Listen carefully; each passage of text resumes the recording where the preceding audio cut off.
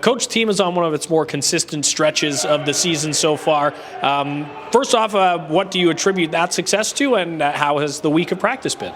Well, I certainly think that continuity is always important, and usually, in the second half of the year, you like to see better structure, and I think, obviously some guys have turned up the notch a little bit here in terms of their play, and, anytime you add players like Lodine and JBD to the mix, it's just automatically going to make your team better. So, we've been in pretty much survival mode since the second week of the season, and I think based on where we're at and where we need to get, we'll continue to be on survival mode, but it's always nice to see you get a skill set like a Lodine back, and then such a great presence on the back end with a JBD. So, we're continuing to get healthy, and that's important, and, from what I hear, the Sens are starting to get a little bit healthy, so we'll see how long that lasts, but overall, I think that's certainly something that attributes to us having a little bit more consistency and getting the wins. And in terms of practice, it's always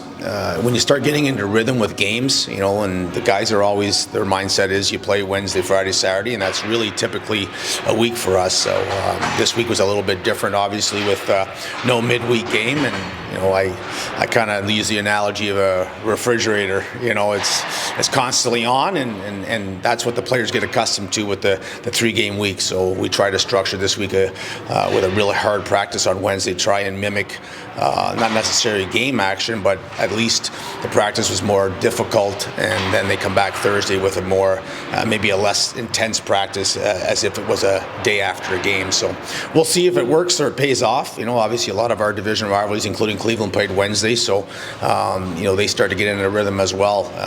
So it'll be interesting with the midweek game off, how we respond tonight.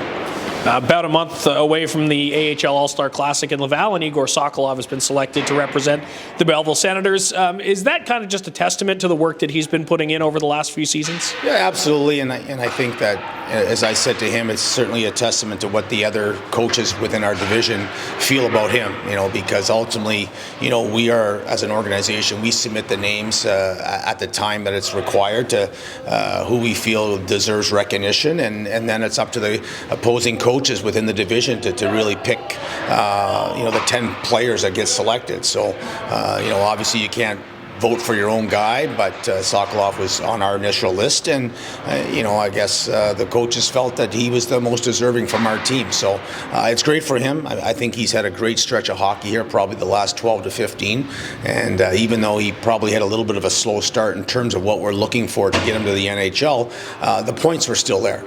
He was hovering around a point a game and really hadn't played his best hockey yet, but most recently in terms of puck protection, specifically in ozone play and his defensive play, the last couple games with the lead, he's been on the ice, and that's certainly something that a coach looks for, because ultimately you're trying to protect the lead, and again, he's found some chemistry with Lodine and Ridley Gregg, which was something we talked about, way back in October or when we were in Ottawa for training camp, but just with injuries and whatnot, it was not something that came to fruition, and for 3 or 4 games now, it's worked very well, and hopefully it continues.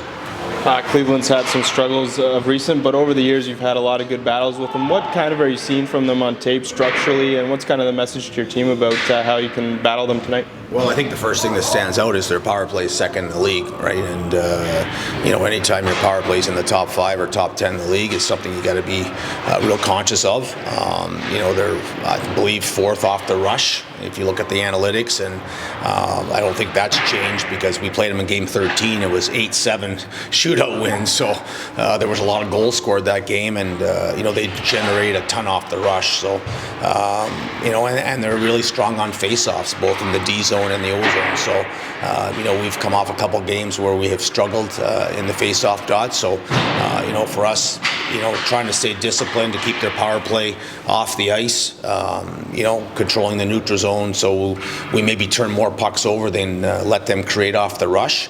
And then obviously puck possession is always important, so if you're not winning the face-offs, that means you're chasing the puck down. So to me, those are probably the 3 areas we've talked to the team the most about, and and other than that, it's to play, continue to do the good things that we've been doing here recently. David Jarasek's a top prospect coming off a pretty impressive performance at the World Junior. How do you kind of combat what he can do so well? Well, one of the things is he's just big and strong, right? So, when he's going back for pucks, if you're not finishing checks, he's going to be pretty easy breakouts for him because he's such a big body. And, just watching some tape there, he shoots everything, So, whether it's the power play or 5-on-5, when they do get ozone time, that he's going to be throwing pucks to the net. And they are a high shot volume team in general. So, in terms of defending when we are in D-zone coverage, getting our box outs and protecting Sogi so he can see the puck is certainly going to be something we need to look for tonight.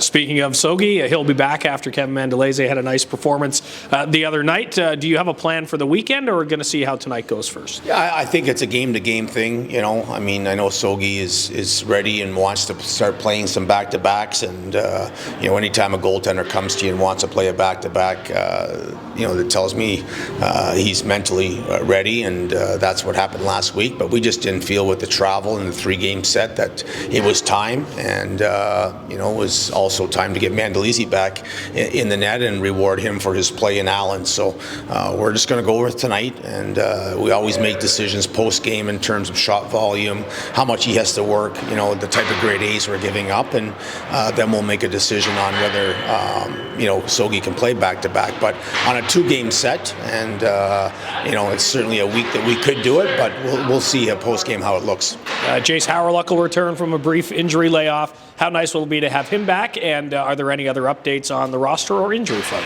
Well, I think when it comes to Howie, he certainly fits into our team identity and how we play, and we're a team that most nights bring a tremendous work ethic, and he's all about that, and he fits into the style of play in terms of using the forecheck when we need to and getting in on people, and he's had a tough season from an injury perspective, first the wrist where he missed a number of games, and then you come back from that Christmas break, and obviously anytime you're off the ice for 4 consecutive days, it's going to affect things, and that's what happened to him in terms of trying to play through a little bit of a growing strain. So he seems to be back healthy, and he can contribute on both special teams here. So he's got a number of NHL games for a reason. So anytime you can add that caliber player to your lineup, it makes you better. So we'll just see how he is from a conditioning perspective as the game progresses tonight. In terms of any injuries, Saunier, he's getting close.